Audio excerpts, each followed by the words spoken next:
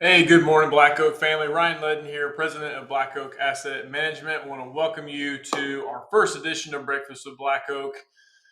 This 2020, I can't talk, 2024 year. So happy New Year, everyone. Hope everyone had a restful holiday break and are kind of welcoming and hitting the new year running in 2024. Again, my name is Ryan, president of Black Oak Asset Management. Welcome and thank you for your trust in us. If you're receiving this, you are a client of Black Oak Asset Management. You may work with myself, you may work with Autumn, Parnick, Nick, or Mr. Damon. All on the same team here. Obviously, you probably have a lot of interaction and correspondence with Miss Andrea as well. So, again, I want to welcome everybody to a 2024 year. Everybody hopefully has, again, had a restful 2023 break and are hitting the ground running in 2024. Goals, New Year's resolutions, all those sort of things. Hopefully you've done some planning leading up to this year. So I wanted to touch on. Obviously, what we do from helping you out is retirement and savings and investments. I touched on this before, but I want to make everybody aware of the slight changes for 2024. And there are others, but again, I don't want this video to be 30 minutes. I want to try to keep it short and sweet, but informative at the same time. So do not forget contribution limits for IRAs, that includes traditional and Roth, are up to $7,000 this year if you are under the age of 50. If you turn 50 sometime this year, no matter if it's on December 31st at the end of this year, you can do an extra $1,000, which is $8,000 per person.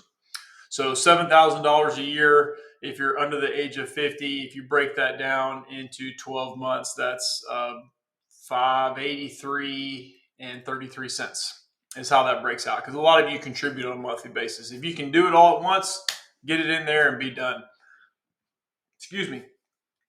And for those who are over the age of 50, that $8,000 is $666. Weird number. And 67 cents is how that breaks out on a monthly basis. But do not forget, if you did not max out for 2023 yet, you still have until April 15th to do that. And some of you need to file your taxes to know if you're under the income limits, or if you are able to contribute, or if you're getting a refund. Maybe you put your refund as a contribution into your Roth or traditional IRA. So you have until April 15th. Don't wait till the last minute, please, to get those things in if you want to try to max out for 2023. But we need to know those contributions should be coded for 2023 so that Schwab can keep up with 2023 contributions versus 2024 contributions. So keep that in mind. So again, if you if you need to bump up those totals, bump up those totals. I know it's only an extra $500, but it's $500. Next, your 401k, 403b, 457, 401as, all those. Those are up to $23,000 per participant. If you're under the age of 50, if you're over the age of 50, it goes up to $30,500 for the year.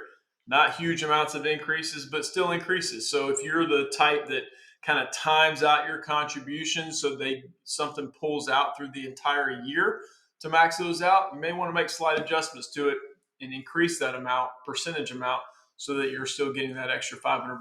$500 is $500. We want to keep up with that. So if you're maxing out 401ks, keep doing it. Make sure you're getting those contributions in. A couple other quick nuggets of information.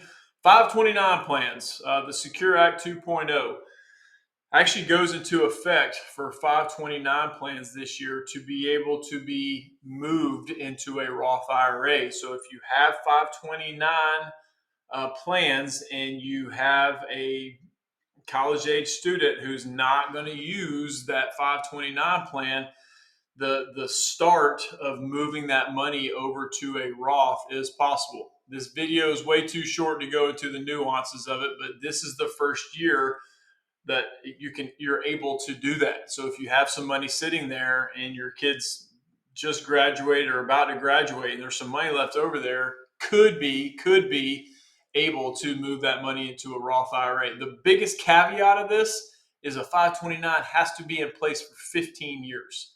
That's kind of the big asterisk next to can I do this or not.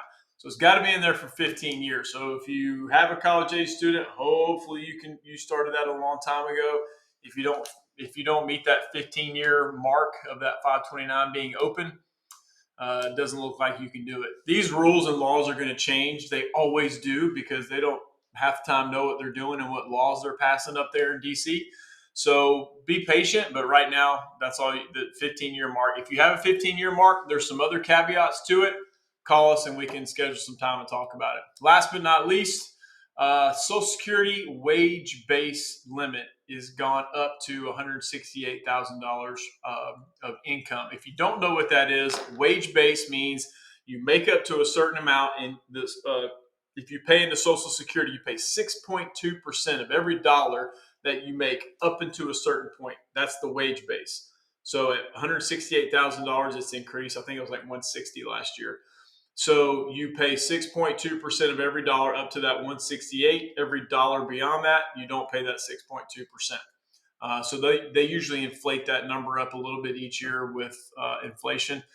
So if you're making $200,000 a year, you don't pay 6.2% of every dollar that you make. You pay 6.2% into Social Security up to the 168 number, which is called the Social Security wage base. Then above that, you kind of get a pay raise. So some of you who make good money, you may notice like, hey, starting in October, it's like my paycheck is more.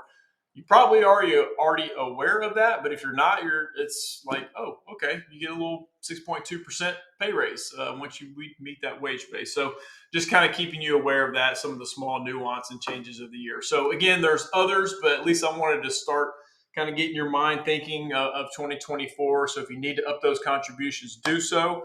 And if you need to put money into your IRAs for 2023, you still have time to do that up until April 15th. So hopefully that was helpful. Again, we'll add more nuggets of information throughout the year. And I thought that was kind of a good start to this first week of January. Again, Happy New Year, everyone, and we'll talk soon.